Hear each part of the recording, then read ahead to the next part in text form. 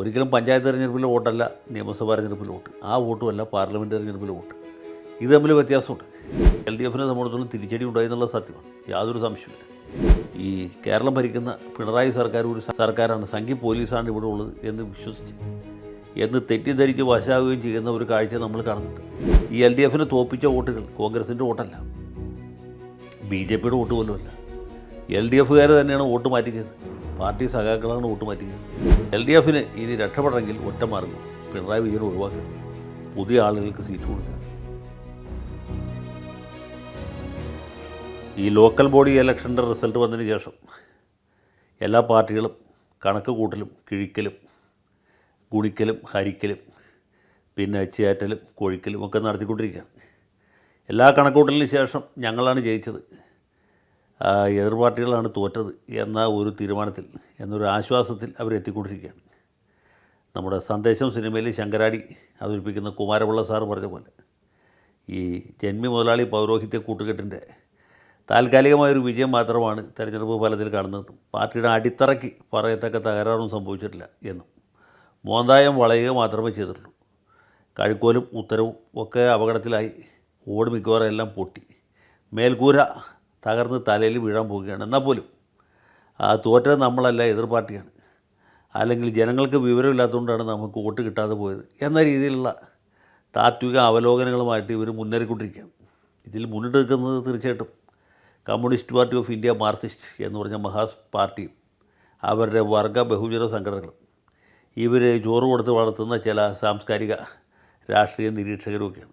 നമുക്ക് അവരോട് തൽക്കാലം സഹതപിക്കാൻ മാത്രമേ പറ്റൂ. LDFിന് എഴുതി തള്ളി എന്നാണ് മറുഭാഗത്തുള്ളവർ വിചാരിക്കുന്നത്.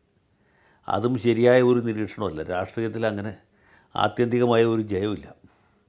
ഇപ്പോൾ നമ്മൾ ജയം എന്ന് വിചാരിക്കുന്ന അല്പം കഴിയുമ്പോൾ വലിയ പരാജയമായിട്ട് മാറും.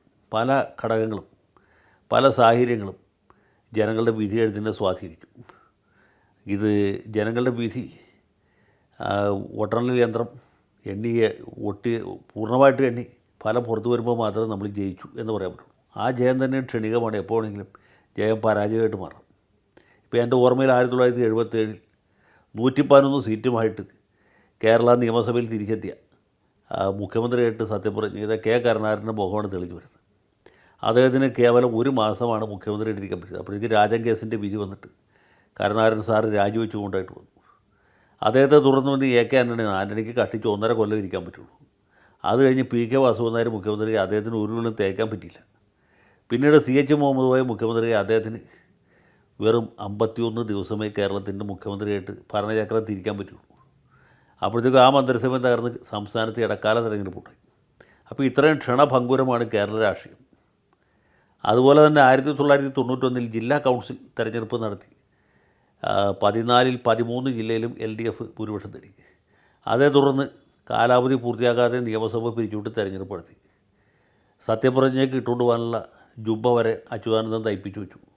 പക്ഷേ ആ കൃത്യസമയത്ത് രാജീവ് ഗാന്ധി ബോംബ് പൊട്ടി മരിച്ചു. തെരഞ്ഞെടുപ്പ് 3 ആഴ്ചയ്ക്ക് മാറ്റിവെച്ചു. 3 ആഴ്ച കഴിഞ്ഞ് തെരഞ്ഞെടുപ്പ് നടന്നപ്പോൾ സഹതാപ തരംഗത്തിൽ കോൺഗ്രസ് ജയിച്ചു, കരുണാകരൻ വീണ്ടും മുഖ്യമന്ത്രി. ഇതുപോലെ തന്നെ 2010 ഇതുപോലെ ഒരു ലോക്കൽ ബോഡി ഇലക്ഷൻ കഴിഞ്ഞു. വലിയ ഭൂരിപക്ഷം UDFന് കിട്ടി. അത് കഴിഞ്ഞ് വളരെ ആത്മവിശ്വാസത്തോടെ തെരഞ്ഞെടുപ്പിനെ നേരിടാൻ ഒരുങ്ങുമ്പോഴാണ് 2 അനിഷ്ട സംഭവങ്ങൾ ഉണ്ടാകുന്നു. ഒന്ന്, PK കുഞ്ഞാലിക്കുട്ടിയുടെ ഐസ്ക്രീം പെൺവാണിഭം കേസ് പിന്നെയും പൊങ്ങി വന്നു. അതിൻ്റെ പുറകെ R. ബാലകൃഷ്ണപിള്ളയെ സുപ്രീം കോടതി ശിക്ഷിച്ചു. അങ്ങനെ 2 പ്രമുഖ ഘടകകക്ഷികൾക്കുണ്ടായ ആഘാതം. അതിനു പുറമെ VS അച്യുതാനന്ദന് CPM ആദ്യം സീറ്റ് നിഷേധിക്കും, പിന്നെ സീറ്റ് തിരിച്ചു കൊടുക്കുകയും ചെയ്ത് അതിനെ തുടർന്നുണ്ടായ ഒരു വികാര വേലിയേറ്റം. ഇതെല്ലാം കൂടി ചേർത്ത് UDFിൻ്റെ കണക്കൂട്ടലുകൾ തെറ്റിച്ചു. ചെറിയൊരു വ്യത്യാസത്തിലാണ് LDFന് ഭരണം നഷ്ടപ്പെട്ടത്. അങ്ങനെ 72-68 എന്ന് പറഞ്ഞാൽ ഒട്ടും തന്നെ സന്തോഷകരമല്ലാത്ത ഒരു ഭൂരിപക്ഷത്തോട്ട് ഉമ്മൻചാണ്ടി മുഖ്യമന്ത്രിയാകുന്നു. അദ്ദേഹം ഈ ഘടകകക്ഷികളെ താൻ പോരിമ ഉള്ള നേതാക്കന്മാരെയും വെച്ച് വളരെയധികം ബുദ്ധിമുട്ടുന്നത് നമ്മൾ കണ്ടു. അപ്പോൾ ഇങ്ങനെയൊക്കെ ഉള്ള ഗതിവിഗതികൾ ഏത് സമയത്തും മാറാവുന്ന. ഇപ്പോൾ LDFിനെ സംബന്ധിച്ചിടത്തോളം തിരിച്ചടി ഉണ്ടായി എന്നുള്ള സത്യമാണ്, യാതൊരു സംശയമില്ല. തൃക്കാക്കര ഉപതെരഞ്ഞെടുപ്പിൽ തിരിച്ചടി ഉണ്ടായി, പുതുപ്പള്ളിയിൽ തിരിച്ചടി ഉണ്ടായി. അതൊക്കെ പിന്നെ ഉപതെരഞ്ഞെടുപ്പാണ് എന്ന് കരുതി സമാധാനിക്കാം. അത് കഴിഞ്ഞ് പാർലമെൻറ്റ് തെരഞ്ഞെടുപ്പിൽ വലിയ തിരിച്ചടി ഉണ്ടായി. അതിനുശേഷം PV അൻവർ ഉന്നയിച്ച ആരോപണങ്ങൾ അത് വളരെ ഗുരുതരമാണ്. അൻവർ ഒരു ഭോഷ്കനാണ്, അയാൾ ഉന്നയിച്ച ആരോപണങ്ങളൊക്കെ പരമ അബദ്ധമാണ്, പമ്പര വിഡ്ഢിത്തമാണെന്ന് നമുക്കറിയാം. പക്ഷേ അദ്ദേഹം പറഞ്ഞ കാര്യങ്ങൾ വിശ്വസിച്ച കുറേ ആളുകളുണ്ട്. മുസ്ലിം ജനസാമാന്യം ഇദ്ദേഹത്തിൻ്റെ ഈ ആരോപണങ്ങൾ വിശ്വസിക്കും.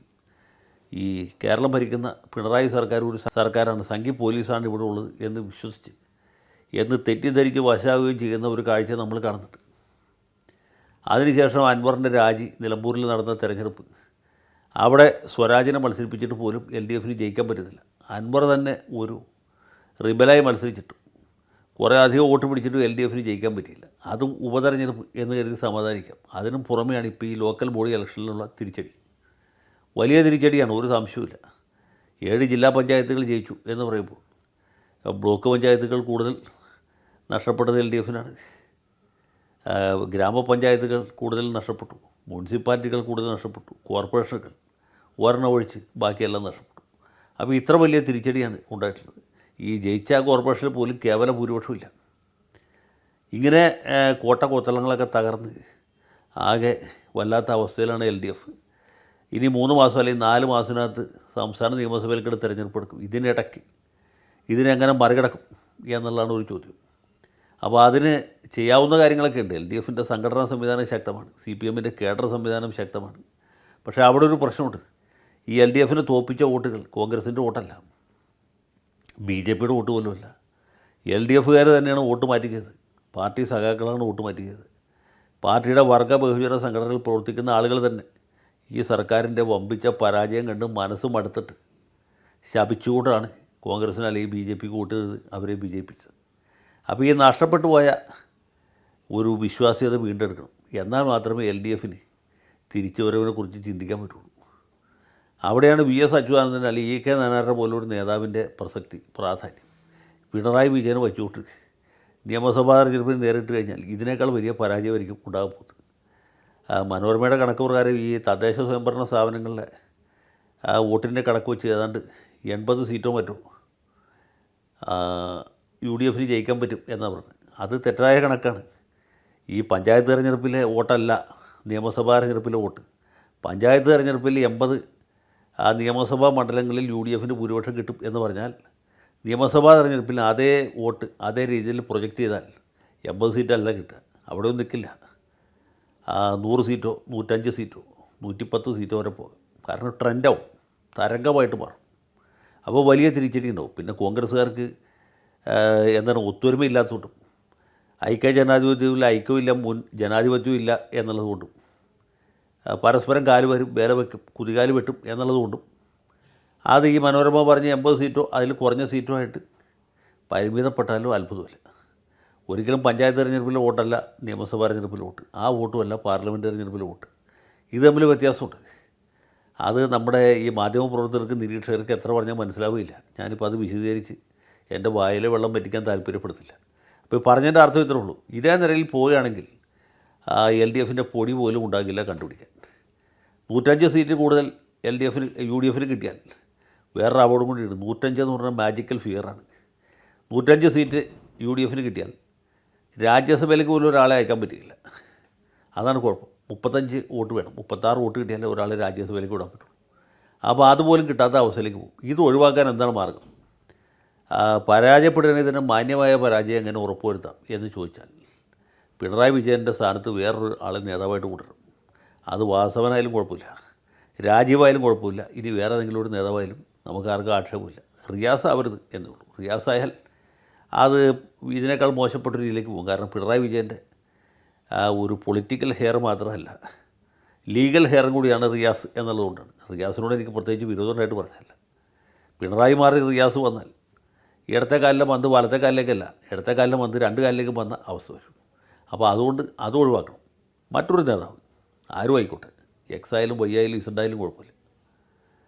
പണ്ട് EK നായനാർ പറഞ്ഞ പോലെ അതിനിപ്പോൾ ഷംസീറായാലും കുഴപ്പമില്ല, ബാലഗോപാലായാലും രാജീവായാലും കുഴപ്പമില്ല. വിശ്വാസ്യതയുള്ള ഒരു നേതാവ് പാർട്ടിയെ നയിക്കണം, മുന്നണിയെ നയിക്കണം.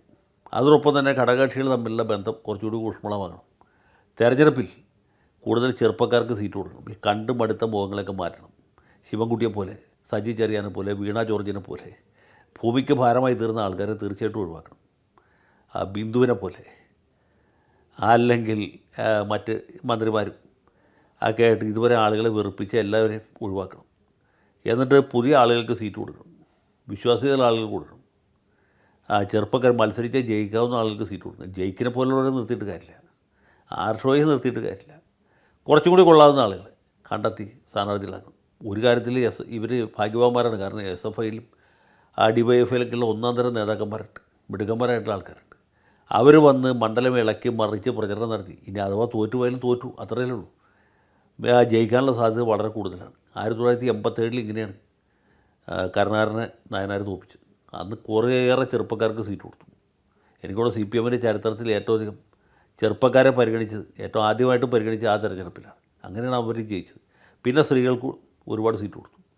അപ്പോൾ അതുപോലെ കൊള്ളാവുന്ന സ്ഥാനാർത്ഥികളെ നിർത്തുകയും പിന്നെ LDFൻ്റെ പ്രചരണ സംവിധാനം അതിൻ്റെ പാരമ്യത്തിലെത്തിക്കുകയും ചെയ്താൽ അതൊക്കെ സാധാരണ സംഭവിക്കുന്നതാണ്. പണത്തിനും LDFന് യാതൊരു കുറവുമില്ല, CPMന് പ്രത്യേകിച്ചും കാശിന് ക്ഷാമമില്ല.